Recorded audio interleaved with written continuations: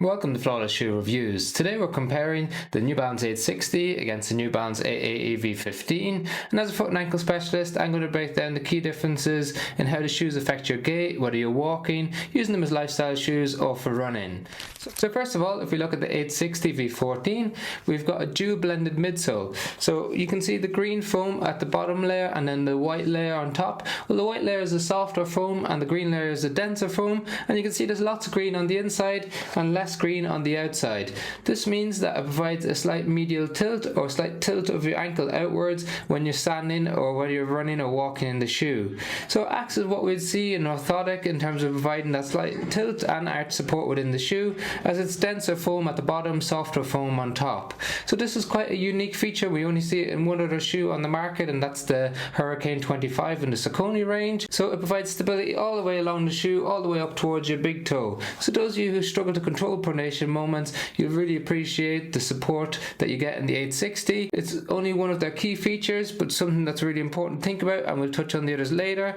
But in the New Balance AEV15, we've got the same fresh foam X cushioning, but it feels completely different. So we've got a much more balanced and firm midsole in the AEV15, and that runs out throughout the whole shoe. So it doesn't have a blended midsole like we see in the 860. When you apply pressure to it, you sink into it a little bit, but then it pushes you back out again. So it's a really comfortable, relatively firm fit underneath your foot.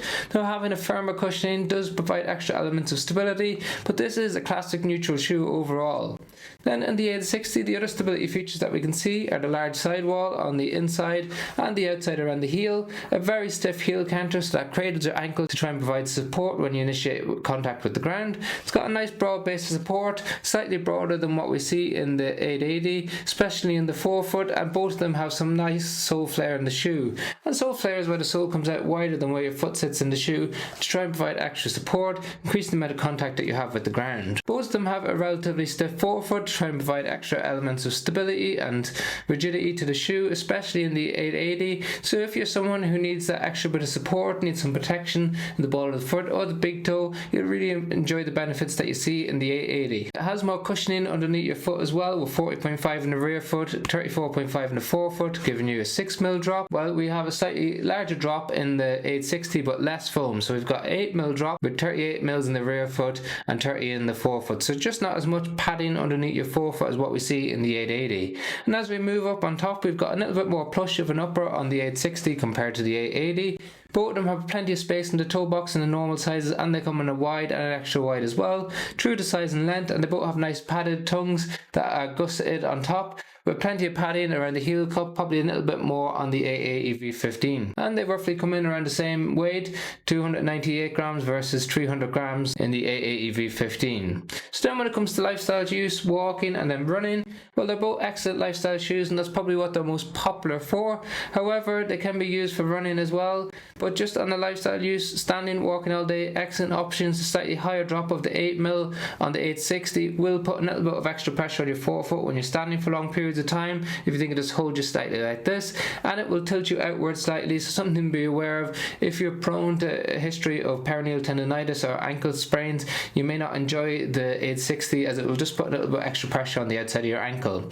When it comes to running, they're both excellent options, a little bit softer, a little bit more plush in the 860, so when you apply weight to it, you sink into it a little bit more than the 880, therefore it's not as responsive underfoot as what we see in the 880. So we'd use the 860 if you need some mild to moderate support, especially on the inside of the foot, and we'd use it for easy runs, recovery runs. You can use it up to marathon distance running, but maybe not as fast as some other sports shoes on the market, like the ASICS GT 2000 version 14. In contrast to that, the AEV15 is definitely more of a neutral, stable shoe, so it doesn't have the mental stability features that we see in the 860, but it has a stable base underneath your foot, and it's a bit of a workhorse of a shoe, so it can be used for marathon pace running, for easy runs, for those 5 to 10k runs, but it's just not as quick as some other shoes on the market, like the New Balance Rebel V5 for those 5-10k race pace workouts. However, if you've got any questions on them, please drop them in the comment section below. I'll pop links to the shoes in the description if you want to check out the latest prices on Amazon. Otherwise, if you found the video helpful, like and share and subscribing does make a massive difference to us.